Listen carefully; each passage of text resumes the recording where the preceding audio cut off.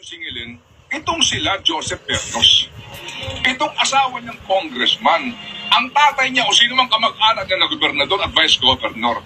Kayo ang unang dapat singilin dito. Tagal-tagal niyo na sa pwesto, wala pa kayong ambulansya. Tagal-tagal niyo na sa pwesto, wala pa kayong kaya dapat dito kay Joseph Bernos, manalamin.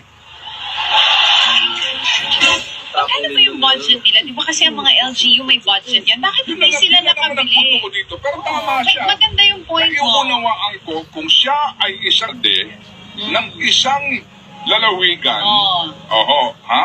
Na alam mo naman talaga, no? Na napakahirap at hindi pinaghaharian ng dinastiya.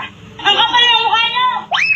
Ito ho, dinastiyan taon na kayo dyan Niloloko mo kami. Diba? Magkano ba ira ng probinsya ninyo? Ikaw dito sa ira mo, development fund mo, magkano?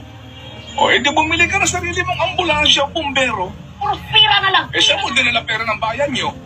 Ito lang ang punto ko dito, di ba? Sa punto ko naunawaan ko ito.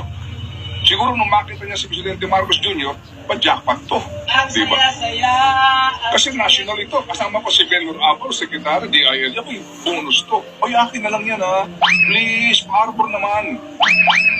Kasi kung di ba kung ako naman, sabihin ko naman kung ako, medyo, hello? Hoy, hello!